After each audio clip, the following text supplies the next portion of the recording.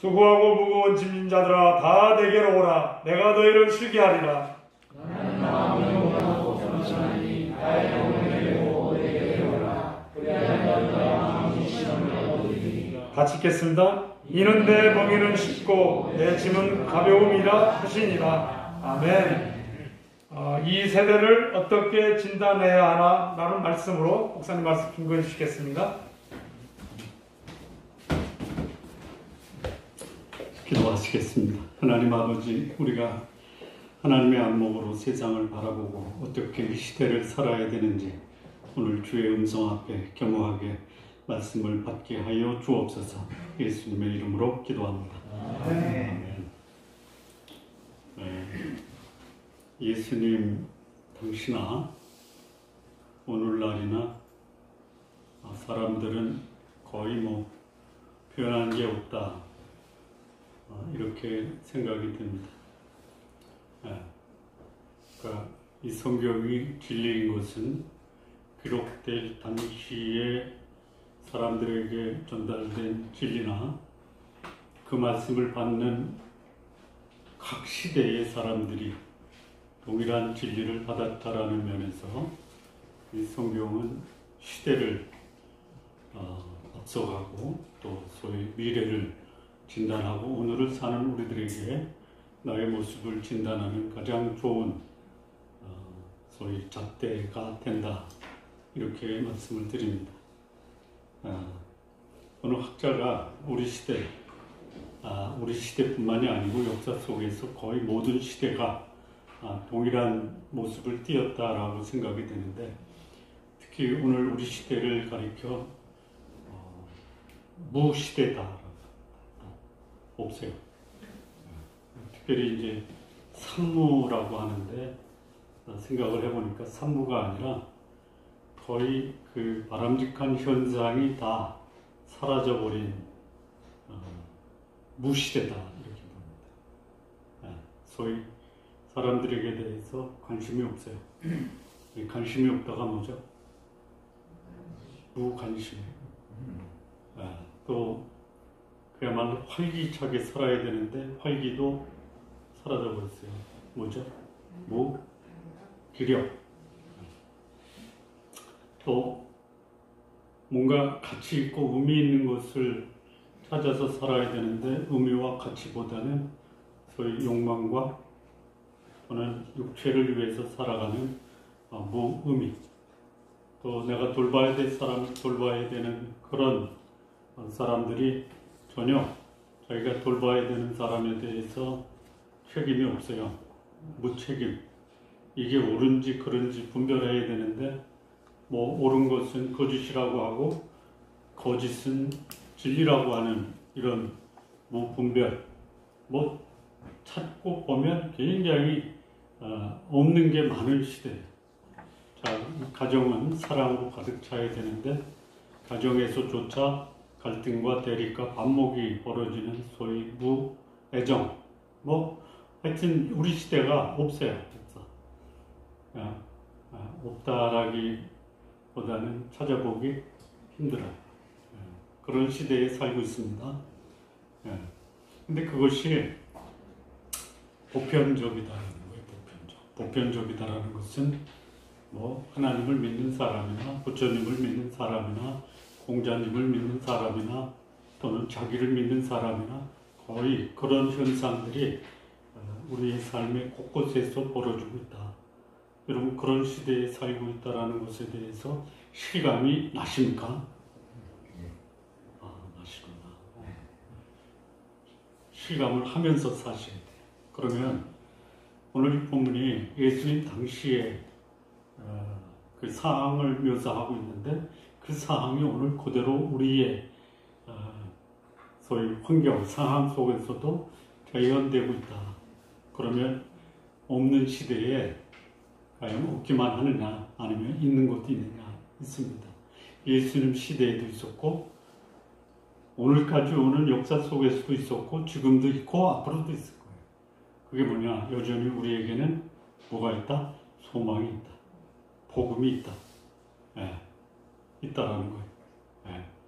그러면 오늘 이 본문이 우리에게 가르쳐주는 이 시대에 대한 진단이 무엇이냐, 그리고 그 진단한 가운데 과연 모든 것이 부정적이고 없다라고만 할 거냐, 아니면 거기에 우리가 찾아낼 수 있는 희망과 대안이 있느냐, 오늘 본문에서 좀 같이 살펴보도록 하겠습니다. 자, 첫 번째, 이 시대를 가리켜 무슨 시대라 하느냐. 첫 번째는 16절에서 19절. 이 말씀은 소위 사람들이 감각이 없어요. 분별이 없어요. 그러니까 무감각과 무분별의 시대를 살아가고 있는 것이 오늘 우리들이다라는 것이에요. 이 말씀을 보면요, 시장입니다. 시장. 사람들이 모이고 또 거기서 물건을 사고 팔고 또 사람들이 모여서 온갖 이 살아가는 이 삶의 지혜를 경험할 수 있는 곳이 바로 시장입니다. 자, 그런데 이 시대를 뭐라고 비유했냐면 장터에 비유했습니다. 장터. 16절 보면 비유하건대 아이들이 장터에 앉아 제 동물을 불러 이르되 우리가 너희를 향하여 피리를 불어도 너희가 춤추지 않고 우리가 슬퍼 울어도 너희가 가슴을 치지 아니하였다 함과 같도다. 그러니까 이 시대를 장터에 아이들이 노는 모습과 비유를 했습니다. 근데 그 비유하는데 어떤 비유냐? 피리를 불잖아요. 보통 그 즐거운 행사가 벌어지면 피리를 불죠. 악대, 밴드. 근데 예수님 당시에 그 뭐 시가행진 전쟁에서 이기면 밴드가 앞장서서 가지만 이 이스라엘이라는 나라는 그 당시에 어떤 상황이냐면 승리의 전승국이 아니라 소위 식민지 당하는 압제국이에요. 그러니까 뭐 국가의 승리 대사가 아니고 이런 피를 부는 것은 뭐냐면 잔치하는 거예요. 잔치. 결혼식. 근데 결혼한다고 축하해줘야 되잖아요. 근데 어때요? 반응이 없어요. 여러분, 잔치집에 흥이 없다. 뭐 잔치집 기분이 나겠어요? 자, 그 다음에 두 번째는 뭐냐면 슬피 울어요. 슬피 우는데 그 우는 모습을 보고 사람들이 같이 거기에 공감하고 슬퍼하고 가슴을 치면서 애통하지 않아요. 이게 이제 소위 요즘 우리 시대에 누가 아파서 세상을 떠났다. 관심 없죠? 또 죽었네? 결혼하면 안 가는 게 도움이 되죠? 요즘 뭐 안 갈 수 있는 이유가 많죠? 그러니까 결혼식 안내가 오면 뭐 요즘 안내하는 분도 그러더라고요. 코로나 방역을 준수하면서 결혼식을 치릅니다. 이 얘기는 꼭 와주십시오. 뭘 가지고? 근데 안 가도 되잖아요. 관심이 없어요.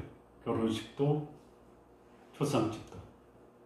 그럼 여기 이 예수님이 이 말씀 비유를 할 때 초상집과 잔치집에 대해서 무관심하다, 무감각하다, 뭐 이런 것을 말씀하는 게 아니고 그 다음에 나오는 말씀을 이제 소위 초상집과 잔치집에 비유를 한 건데요. 첫 번째 보면 뭐냐면 요한이에요. 요한이 와서 먹지도 않고 마시지도 아니하며 그들이 말하기를 뭐라고 하냐면 귀신 들렸다. 귀신 들렸다. 초상집에서 울지 않으면 귀신 들린 거예요. 그렇습니까? 그렇게 이해가, 요 말씀만 보면 그렇게 이해가 되죠. 자, 그 다음에 이제 여기 19절 보면요. 인자는 와서 먹고 마시고 말하기를 보라, 먹기를 탐하고 포도주를 즐기는 사람이요 세리와 죄인의 친구다. 그러니까 잔치집이죠. 이거는 먹고 마시는 게 잔치집 아니에요.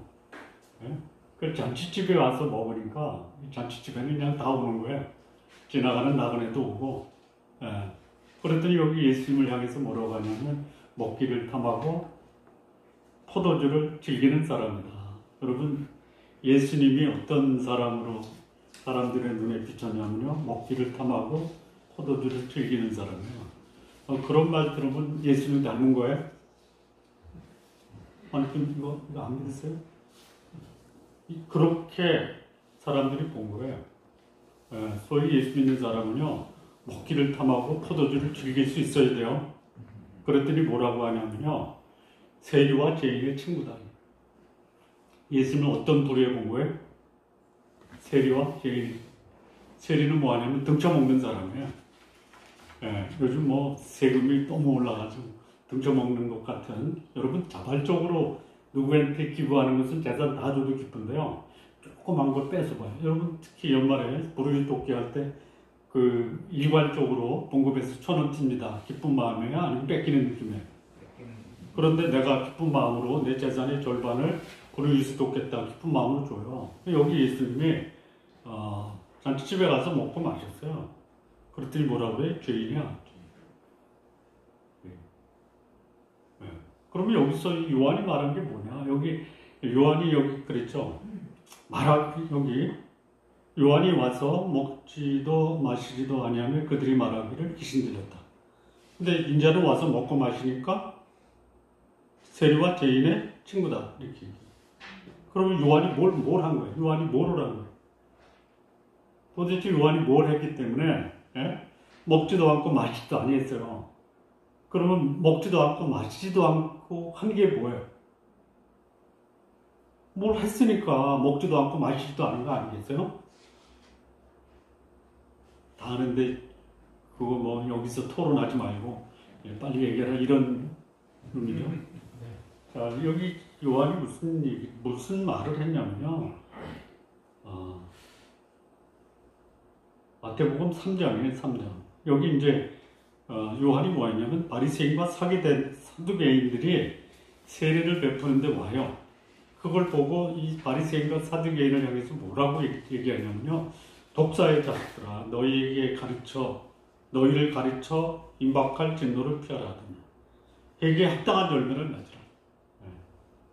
이미 도끼가 나무 뿌리에 놓였으니 좋은 열매를 맺지 않은 나무마다 찍혀 불에 던진다. 요한이 말한 게 뭐냐? 마시지도 않고 먹지도 않고 초상집 같은 기분으로 한 게 뭐예요? 심판을 선포한 거예요. 어떤 심판이요? 그렇게 너희의 죄에 대해서 무관심하고 회개하지 않고 욕망을 추구하고 사람들을 등쳐먹고 있으면 여기 도끼가 나무 밑에 찍을 준비가 돼 있고 그 나무마다 찍혀 어디에 던진다? 볼에 던진다. 요한이 뭐를 했냐? 회개의 복음을 전한 거예요. 하나님의 임박할 심판을 증거한 거예요. 지옥이 가까웠다. 거기서 회개하고 돌이키라라고 한 거예요. 그랬더니 사람들이 뭐라고 얘기해요? 귀신 들린 놈 아니야? 여러분 지금요 사람들이 이렇게 회개하라. 그러면 뭐라고 얘기할까요? 귀신 들렸네? 여러분 귀신 얘기 들으려면요 회개를 전하시면 돼요. 예수 믿고 귀신 들렸다 말을 듣지 않은 사람은요 회개의 복음을 전할 준비를 하십시오. 그러면 귀신 들렸다라고 해요. 저도 한때 그런 얘기를 들었어요. 우리 교회에 마귀 새끼 3마리가 있다. 마귀 새끼가 3마리니까 마귀 새끼니까 마귀는 하나지만 그 3마리 중에 1마리가 저였어요. 내가 왜 그 소리를 듣지? 그때는 굉장히 그것에 대해서 분노하고 항의도 했는데요. 그 후에 문제점 지적하고 회개를 얘기하면 목사도 평신도에게 마귀 새끼라고 할 수 있구나. 회개를 전하면요 교회 안 나와요.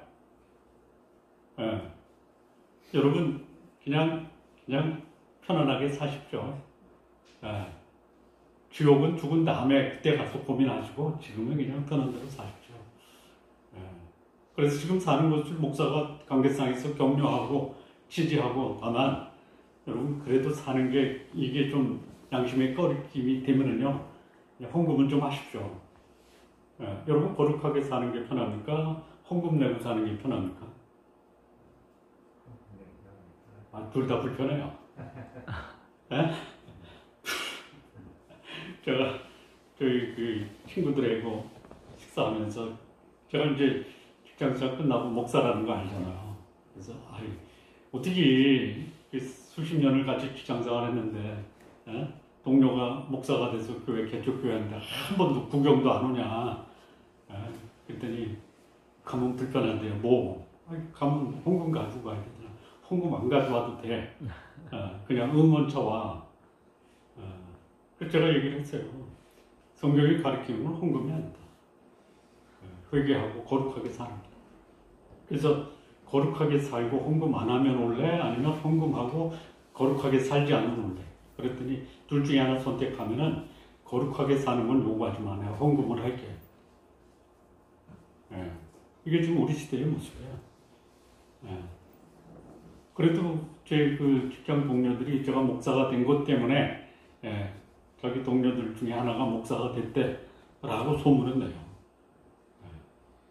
여기 이세례 요한을 가리켜 뭐라고 얘기하냐? 귀신들 뭘 전하니까? 먹고 마시지 않은 것을 가지고 시비를 건 게 아니에요, 사실은. 애통하는 마음으로. 여러분, 요한이 먹은 게 뭐예요? 그렇죠. 메뚜기가 속청해요. 광야에서 물도 마실 데가 없었던 것 같아요. 그리고 한 게 뭐예요? 회개하는 천국에 가까웠다. 회개하지 않으면 어떻게 된다? 도끼가 나무 뿌리에 있어서 찍어버려서 지옥에 떨어진다. 이 얘기를 하는 거예요. 자, 여기 예수님이요. 예수님을 향해서는 뭐예요? 먹고 마시니까 먹기를 탐하고 포도주를 즐기는 자다. 또한 세리와 죄인의 친구다. 예수님은 그러니까 예수님 먹고 마시기만 했나요? 뭐 하셨죠? 뭐 하셨죠? 요한은 회개하라. 지옥이 가까웠다 한 거예요.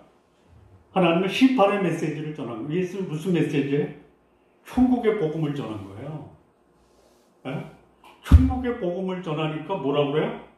먹고 마시기를, 먹기를 탐하고 포도주를 즐기고 세리와 죄인의 친구다라고 한 거예요. 그러니까 천국 복음을 전하면 무슨 취급을 받아요? 무슨 취급을 받아요? 죄인 취급을 받아요. 그런데요, 예수님이 사두개인, 바리새인들에게도 복음을 전해요. 천국 복음을 전해요. 죄인과 세리에게도 천국 복음을 전해요. 누가 받아들여요?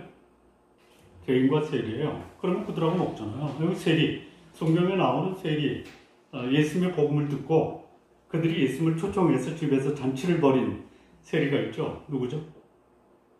두 사람. 다 알잖아요. 마태.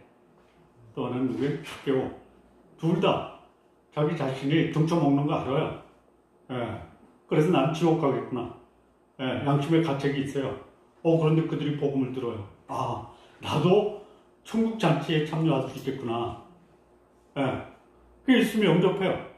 그리고 나서 그들은 예수를 모시고 집에서 예행 연습한 거예요. 무슨 예행 연습이에요? 천국 예행 연습을 한 거예요. 그 모습을 바리새인들이 봐요. 죄인이네. 여러분, 목사가 괜찮은 분들과 식사하는 것도 바람직해요. 우리 성도님들 저를 가끔 초대해서 식사 좀 대접해 주세요. 하시는 분도 계시고 그러지만, 그런데 여러분들이 볼 때 이 김기열이라는 목사가 수원역전에 소위 집장촌에 가서 그 아가씨들을 모아놓고 식사 대접을 해요. 어떻게 하겠어요?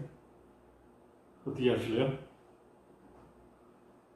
보고도 못 본 척 하시겠죠?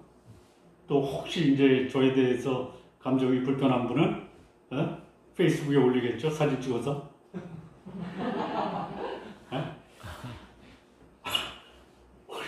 그렇군요.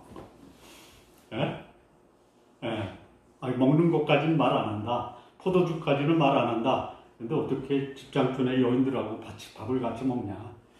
안 그러겠어요?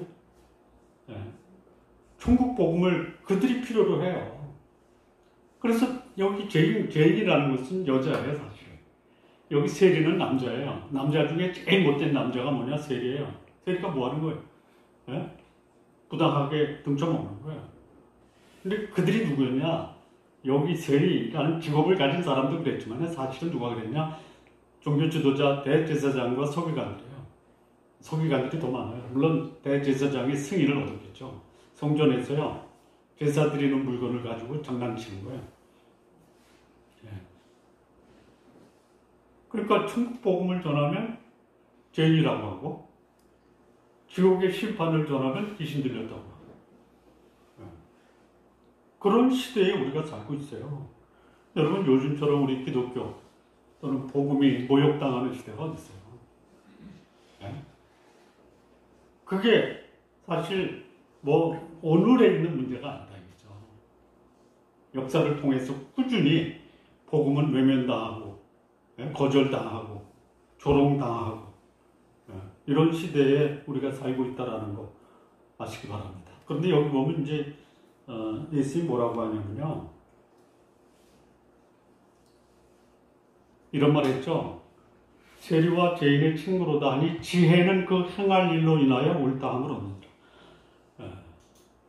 저들이 귀신 들렸다, 세리다, 죄인이다 이렇게 비난을 하고 모욕을 해도 그거는 중요하지 않다 이거예요. 지혜는 뭐에? 어떤 삶을 사느냐가 나타난다 이거예요. 내가 하나님 앞에서 지옥의 심판을 전하고 회개에 합당한 열매를 맺고 천국의 소망과 기쁨과 감격을 살면서 죄인과 세리와 함께 식사하는 이 모습이 하나님 나라에서 가장 아름다운 지혜로운 삶의 모습이다라고 예수님이 말씀하십니다. 자, 두 번째입니다. 이 시대를 어떻게 진단해야 되느냐. 20절에서 24절인데요. 회개를 거부하는 시대입니다. 자, 여기 이제 회개를 거부하는 고울이 어디냐. 예수님이 권능을 가장 많이 행하는 곳이에요. 여기 20절 보시죠. 예수께서 권능을 가장 많이 행하신 고울들이 회개하지 아니하므로 그때 책망하십니다. 뭐라고 책망하시냐면요. 화 있을진저 고라시나, 화 있을진저 베세다야. 너희에게 행한 모든 권능을 도로와 시돈에게 행하였다면 그들이 벌써 베옷을 입고 제에 앉아 회개하였으리라. 내가 너희에게 이르노니 심판날에 도로와 시돈이 너희보다 견디기 쉬우리라. 23절 보면요. 가버나움아 내가 하늘까지 올라 높아지겠느냐 음부에까지 낮아지리라. 내가 행한 모든 권능을 소돔에서 행하였더라면 그 성에 오늘까지 있었으리라. 내가 이르노니 심판날에 소돔 땅이 너희보다 견디기 쉬우리라. 우리 시대를 무슨 시대라 하느냐? 회개를 거부한 시대. 회개를 거부하다. 회개라는 것이 뭐냐면요. 죄를 지은 것을 뉘우치고 돌이키다라는 것이 회개의 본질적 의미예요. 메타노니아 이게 돌아서다예요. 돌아서는 거예요. 그러니까 하나님 없이 살던 사람이 하나님께 돌이키는 거예요. 이게 회개예요. 이거 거부예요. 이 시대에도 그랬고요. 지금도 그렇고요. 앞으로도 그렇고요. 역사 속에 지금까지 그래왔어요. 자, 그거를 입증할 수 있는 증거가 뭐냐면요. 자기의 삶을 하나님을 향해서 그 하나님의 얼굴을 바라보고 사는 사람들의 비율이 하나님을 등지고 외면하고 하나님 없이 살아가는 사람들의 비율과 비교하면 어느 정도 차이가 나요? 몇 배 정도 차이 나요? 하나님 외면하고 등지고 살아가는 사람의 비율과 하나님을 향해서 그 얼굴을 하나님께 고정시킨 사람들의 비율의 차이가 어느 정도 될까요? 몇 배 정도 차이가 날까요? 예? 10배? 10배? 10배면요. 소위 하나님을 향해서 그 삶을 초점 맞고 사는 사람이 10%, 하나님을 등지고 살아가는 사람이 90% 이상. 그렇습니까? 더 될까요? 아니면 하나님을 향해서 자기의 얼굴을 하나님과 대면해서 살아가는 사람의 숫자가 지금 전 세계 인류의 10%는 된다라고 보시는 거죠? 3%. 네? 3%로 정리하겠습니다. 저는 한 5% 정도. 5%. 그럼 95%는요, 표면적으로는 하나님을 믿는다고 하지만 실질적으로는 하나님과 상관없이, 하나님 없이 살아가는 모습과 같을 수도 있다는 거예요. 자, 예수님이 기적을 행하고요. 또 그야말로 죽은 자를 살리고요. 물고기 2마리에 보리떡 5개로 5,000명을 먹이시고요. 12의 해누증을 앓았던 여인을 고치고요. 문둥병을 고치고요. 소경을 고쳤어요. 그러면 사람들이 예수님께 나올까요? 나와요. 왜 나와요? 고침받으려고. 내 육신적 필요를 채우는 것에는 굉장한 관심이 있어요. 여러분, 그 선거 때 재난지원금 주면 재난지원금 준 쪽에 딱 찍죠? 대체적으로 그래요. 받고는 안 찍어도 돼요. 그렇다라는 거예요. 그거 이용해요. 그러니까 나한테 무슨 도움이 되느냐가 관심이지 내 영혼에 도움이 되는 것엔 관심이 없어요. 여기 그 세계를 거부한 고리 세 군데 대표적으로 나와요. 소위 갈릴리인데요. 갈릴리의 그 기적을 제일 많이 행했던 데가 사실은 가버나움이에요. 가버나움이 예수님의 본고장이라고 했어요. 본동네.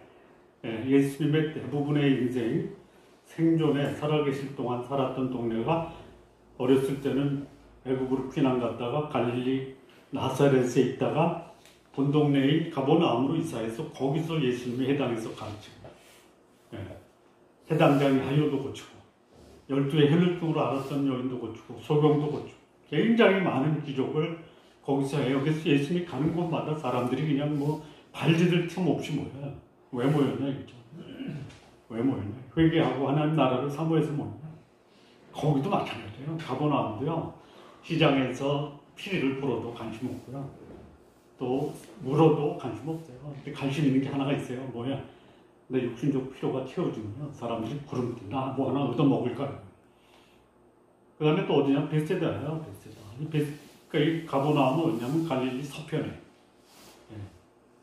베세다는 어디냐면 갈릴리 북쪽하고 동쪽 중간, 북동쪽이에요.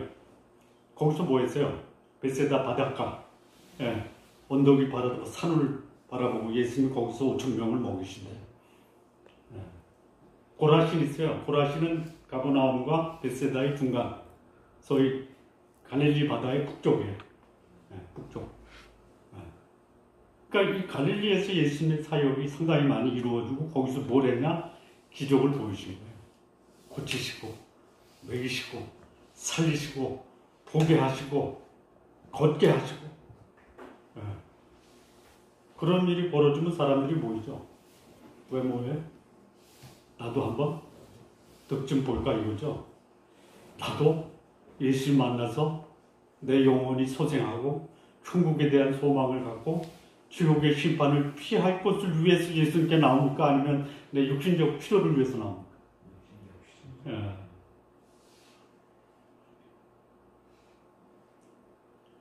여러분, 여기 나온 것처럼요. 소위 하나님의 심판의 메시지가 증거되고요. 천국의 복음이 전파되는 곳에 사람들이 안 모인다. 아니, 여러분 지금까지 복음을 안 전한 게 아니에요. 말로 다는 서툴러서 못 전해도요. 내가 예수 믿고 내가 예수 믿는 사람의 삶을 살면 그게 복음 증거하는 거예요. 그래서 여러분의 삶을 보고 여러분이 뭐 잘못 살았다는 게 아니에요. 경건하게 사셨어요.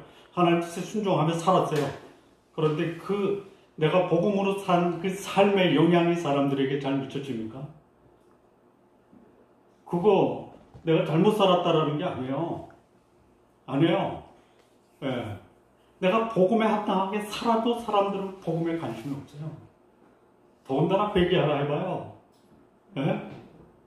관심이 없어요. 복음에 합당한 삶을 살아도 사람들이 관심이 없는데 조금 더 내가 복음과 조금 거리가 있다 이거예요. 그러면 사람들은 나를 비난하고 조롱하고 복음에 합당하게 살아도 조롱받는데요. 관심이 없어요. 이게 우리 시대예요. 우리 시대. 자, 그러면 이 시대에 어떻게 해야 될 거냐. 소위 무감각한 시대예요. 그리고 회개를 거절하는 시대예요. 이 시대를 우리가 살고 있어요. 그러니 저는 제가 하나님께 받은 은혜와 축복 중에 가장 큰 은혜와 축복이 뭐냐. 제가 예수 믿고 그 심판의 메시지와 천국의 복음을 듣고 심판에 대한 두려움과 천국에 대한 소망으로 예수님을 영접한 거예요. 이거보다 큰 기적이 어디 있어요? 여러분 잠시에 잠시 100년 100년 살기도 힘들어 역겨운데 1000년 살 것처럼 살지 마십시오. 예? 자, 이 100년을 살아도 우리 등에는 뭐가 있어요? 수고하고 무거운 짐이 있어요. 예. 이거 수고하고 무거운 게 뭐예요? 히브리서에 보면 무거운 것과 얽매기 쉬운 죄를 벗어버리라. 그리고 우리 앞에 있는 경주를 경주하고 믿음의 주여 온전케 하시는 예수를 바라보자. 수고하고 무거운 짐이 뭐냐면 얽매기 쉽고 무거운 죄예요. 죄와 잘못된 습관들이에요. 잘못된 습관이 뭐냐? 잘못된 목표에, 잘못된 삶에, 잘못된 결과에. 이게 수고하고 무거운 거예요. 네. 여러분, 하나님은요, 복을 주세요. 하나님은요, 은혜를 주세요. 평강을 주세요. 네. 그런데 여러분, 평강을 주시는 하나님, 축복을 주시는 하나님이 소중합니까? 하나님이 주시는 축복과 은혜와 평강이 소중합니까? 그러면 우리는 이렇게 둘 다 중요하죠. 선택을 해야 돼요. 은혜를 주시고 축복을 주시고 평강을 주시는 하나님을 택할 것이냐, 아니면 하나님이 주시는 축복만 택할 것이냐. 이 결과는 달라요. 축복과 은혜와 평강을 추구하는 그 삶이 잘못된 건 아니지만 거기에 초점을 맞추면요, 삶이 어떻게 되느냐? 수고하고 무거운 짐을 지고 갈 수밖에 없을 수 있다라는 거예요. 예. 그런데 좀 얻는 게 부족할 수 있어요. 예, 축복이 적을 수 있어요. 그럼에도 불구하고 하나님께 초점을 맞추면 하나님은 우리가 지고 있는 수고하고 무거운 짐을 덜어주시는 분이에요. 예. 제가 요즘에 읽는 책 중에 한국에 번역이 안 돼 있더라고요. 그 책 이름이 뭐냐면 Learning to Embrace Life of Disappointment. 그러니까 삶의 실망을 끌어안는 것 배우는 거예요. 예. 근데 거기 있다 보니까 이런 내용이 나와요. 저 그걸 깜짝 놀라서 몇 번 반복해서 그걸 읽고 그 의미를 새겨봤거든요.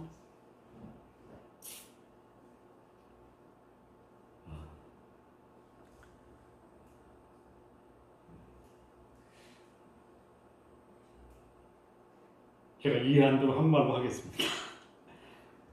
내가 원하는 때에 내가 원하는 것을 얻은 것이 오히려 나의 삶을 초라하고 마음 아프게 할 수도 있다라는 의미. 이해가 되십니까? 뒤집어서 얘기해 볼까요? 내가 원할 때 이루어지지 않고 내가 원하는 것을 하나님이 주시지 않는 그것이 오히려 내 삶을 풍요롭게 하고 나에게 기쁨과 즐거움을 줄 수도 있다.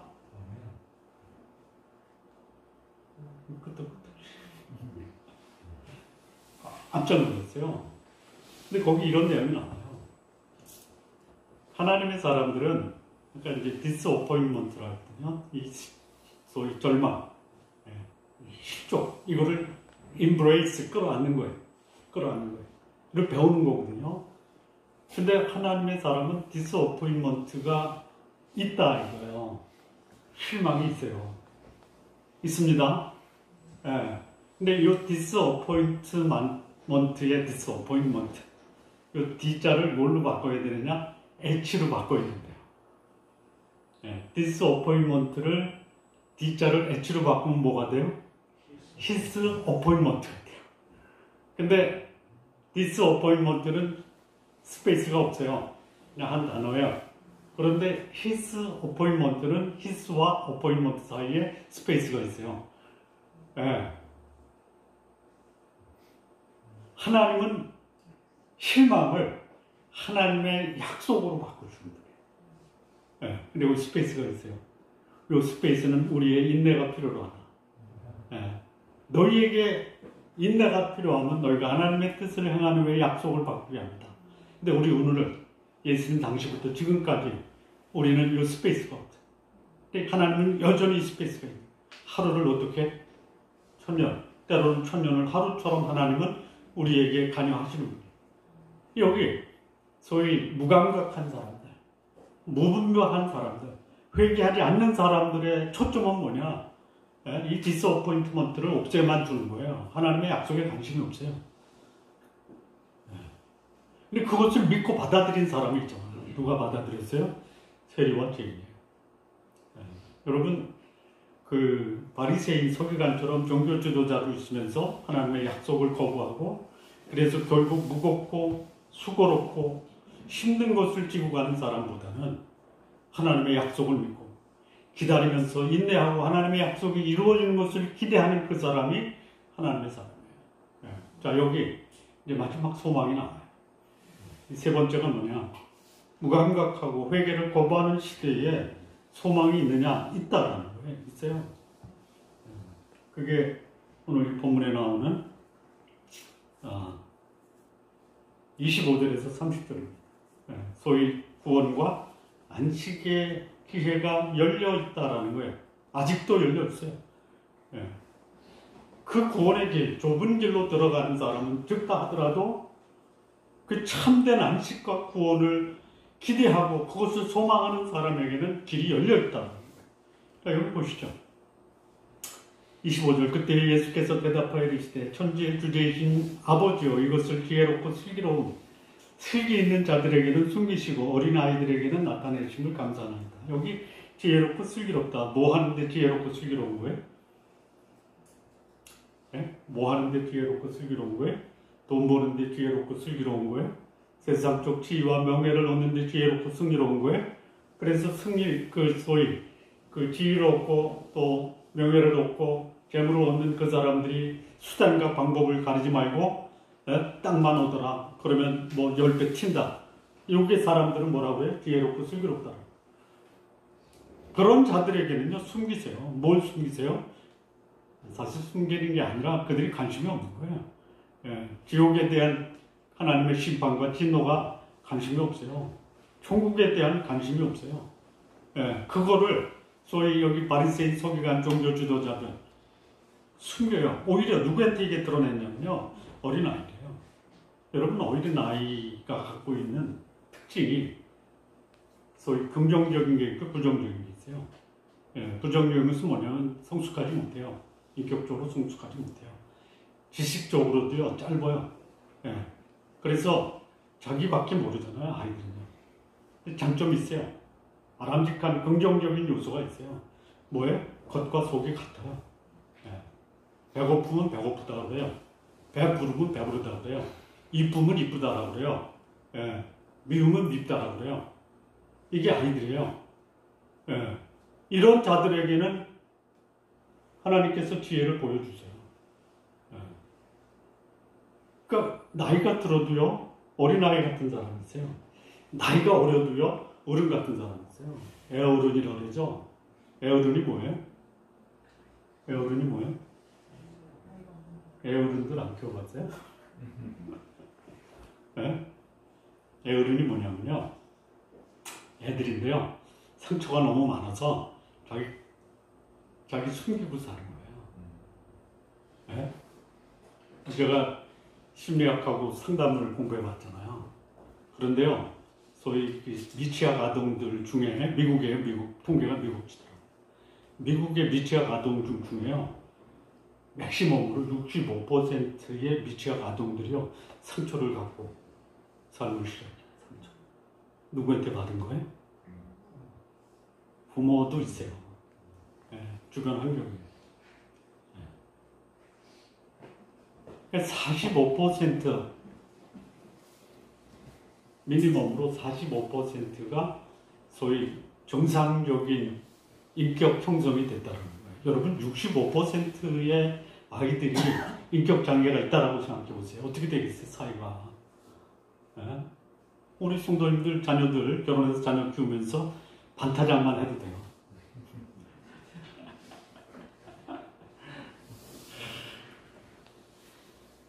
저도 아들 셋을 키우는데요, 하나님 뭐 욕심 안 부릴 테니까 반타작만 해.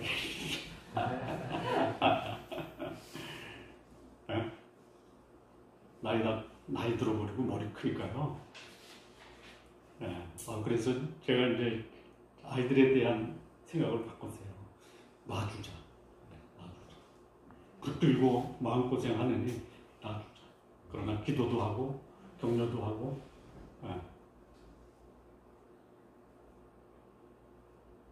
그렇다 이거예요. 예. 그러니까 여기 소망이 있고, 그래도 희망의 문이 열려 있는 것은 뭐냐? 어린아이들 같은 사람, 나이 많아도 어린아이 같은 사람이 있어요. 그 돌아가신 스님이시지만 그분이 그런 말씀하셨잖아요. 산을 보니까 뭐가 보여요? 산을 보니까 산이 보여요. 물을 보니까 뭐가 보여요? 그래요. 그래서 그분이 그거 애들한테 야 저거 뭐냐? 저거 산이에요. 저거 뭐냐? 물이. 아이들 그래요. 어른은 저 산 보고 뭘 봐요? 태양광 봐요. 네? 골프장 보고요. 펜션 보고요. 네? 물을 보고 뭘 봐요? 네? 하수 처리장 보는 거예요.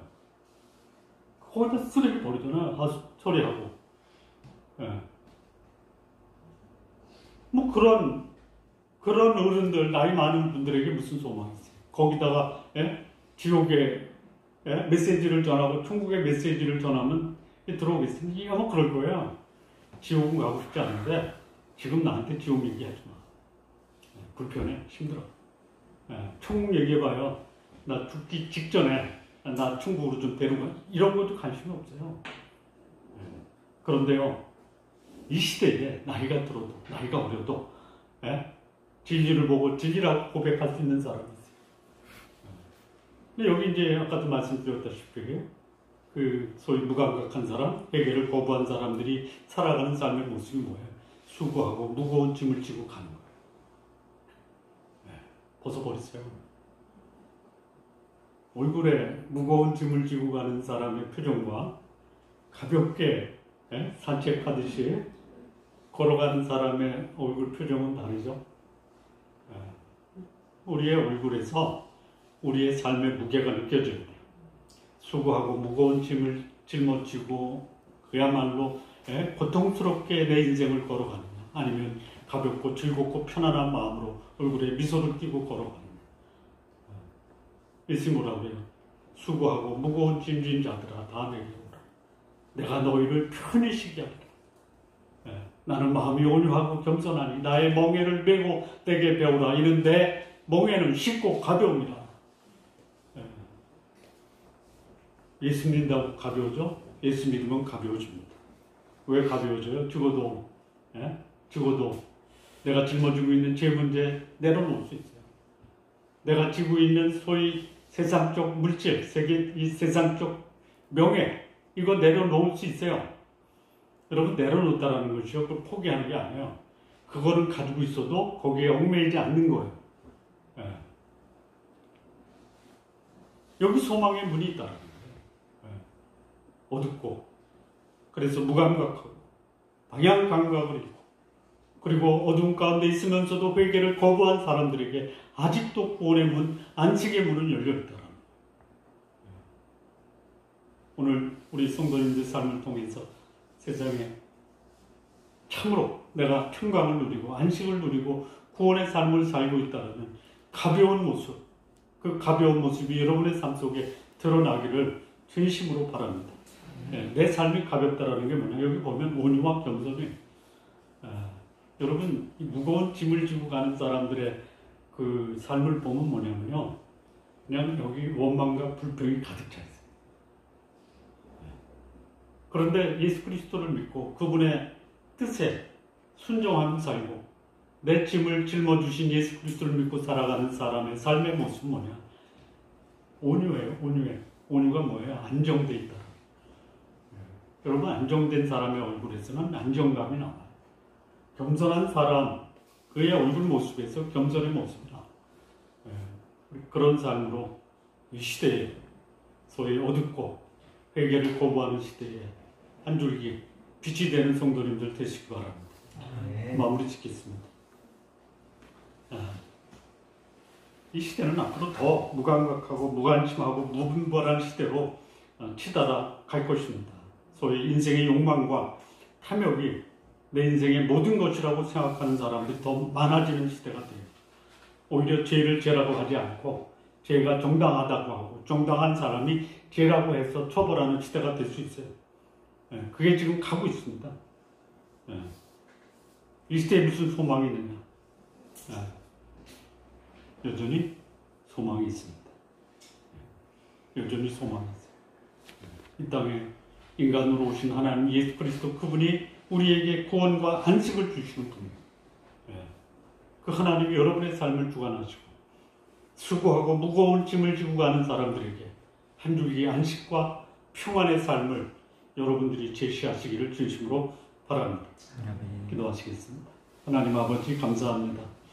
주의 말씀으로 이 시대를 분별하고 또 이 시대의 어둠과 또 죄로 인해서 수고하고 무거운 짐을 지고 살아가는 이들에게 진정한 안식과 평강을 줄 수 있는 하나님의 사람들 모두 되게 하여 주옵소서. 예수님의 이름으로 기도합니다. 아멘. 예, 벌써 3월 셋째 주일 1일 지나갑니다.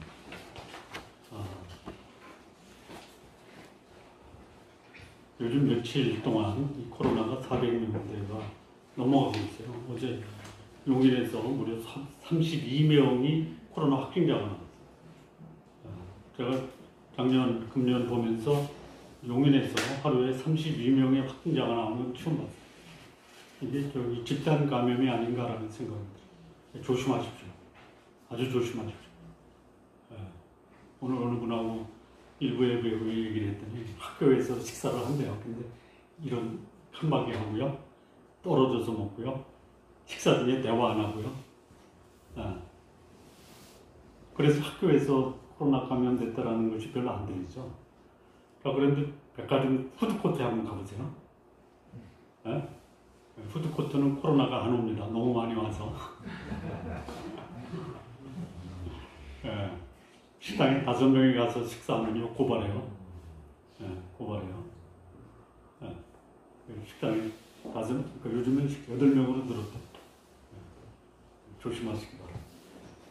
몇 가지 교회 소식을 좀 알려드리면요. 고난주간 사경의 안내입니다. 28일 주일서부터 4월 2일 금요일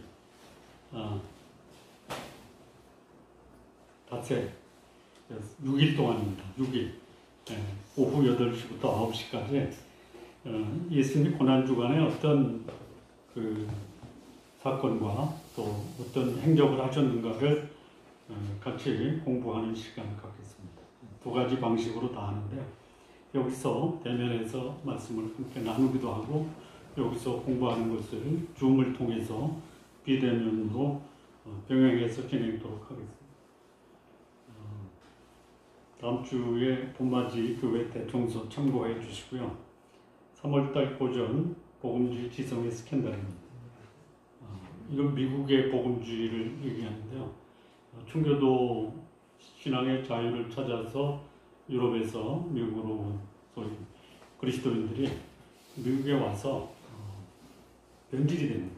그래서 이 스캔들이 함정이에요. 함정의 내용이 고스란히 한국에 그대로 다 들어와 있어요. 어떤 거냐면요. 개인보다 그 대중에 관심이 있어요. 대중주의라고. 그 다음에 성경대로 사는 것보다 성경을 이용해서 소위 기독교인들을 묶어버리는 그런 소위 그 성서주의라고 해요. 또 하나는 뭐냐면요. 자발적 헌신이 아니라 강요된 헌신을 주장하는 행동주의라고 해요. 여러분 내가 기쁜 마음으로 하면 괜찮아요. 근데 이게 소위 집단으로 묶어서 거기에 올감을 씌우는 거죠. 이게 이제 미국 복음주의의 함정. 4번째는 뭐냐면요. 소위 종교다. 종교에 이걸 바로 실용주의라고 해요. 실용주의. 그게 그대로 여기 들어왔어요. 제가 거의 수십 년, 50년 이상을 그런 그 소위 그런 이데올로기에 사로잡힌 교회에서 기적적으로 예수님 믿은 사람이에요. 좀 기적이라고 봐요. 사실 제가 복음을 들은 것은 교회가 아니에요. 소금의 성경 공부했어요. 그래서 우리 성도님들 실망을 끌어안는 것 배우는 데서 제가 배운 것 중에 하나가 뭐냐면 그거예요. 집중이에요. 집중. 집중의 반대가 뭐예요? 분산이죠. 이 소위 복음주의 함정이 뭐냐면 영혼들을 분산시키는 거예요. 그걸 우리말로 쉽게 좀 과격하게 표현하면 뺑뺑이 돌리는 거예요. 예. 생각을 한쪽에 집중시키지 못하고 이것도 하고 저것도 하고 뭐 새벽기도, 3일기도, 뭐 저녁 예배, 뭐 구역 예배, 이벤트 있죠, 이벤트. 그렇게 그걸 또 포장하더라고요. 섬김의 자리, 그걸 뺑뺑이 돌리는 거예요. 하나의 주중이야. 예수님이 마리아와 마르다가 잘못된 게 아니야. 근데 분산됐어요. 마리아는요, 집중했어요. 그래서 저도 요즘에 나이가 조금 들어가면서 내 사역을 집중해서 해야 돼요. 뭐냐? 말씀을 공부하고, 연구하고, 또 그것으로 인해서 내 삶이 은혜가 되고, 이걸 우리 성도들과 함께 나누고, 말씀을 전하고 가르치고, 거기에 집중만 하자. 그래도 시간이 없다. 자, 요 복음주의 지성의 스캔들 쉽지는 않는데요. 제가 전체적 흐름을 얘기했기 때문에 읽으시면 도움이 될 겁니다. 나머지 강구는 교회 주보를 참조해 주시고요. 다 같이 일어나서 우리 이번 주 함께 암송할 내용을 합독하시겠습니다. 마태복음 11장 17절 말씀입니다. 같이 한번 합독하실까요? 이르되 우리가 너희를 향하여 피리를 불어도 너희가 춤추지 않고 우리가 슬피 울어도 너희가 가슴을 치지 아니하였다 함과 같다. 함께 합독하시겠습니다. 시작. 마태복음 11장 17절 말씀. 이르되 우리가 너희를 향하여 피리를 불어도 너희가 춤추지 않고 우리가 슬피 울어도 가슴을 치지 아니하였다 함과 같다. 아멘. 우리 찬양 드리겠습니다. 새 찬송가 266장, 통일 찬송가 200장, 주의 피로 이룬 셈을 1절과 3절 함께 부르시겠습니다.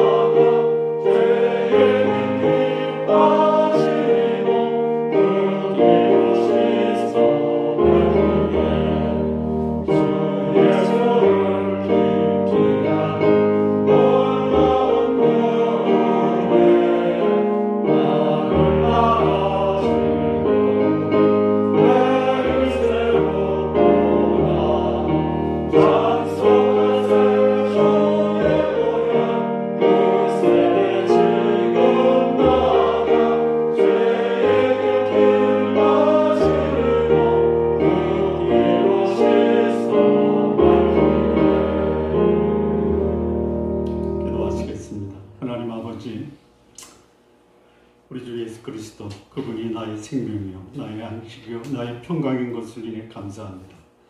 우리 성도님들 주의 은혜 가운데 안식과 평강 가운데 살게 하여 주옵소서.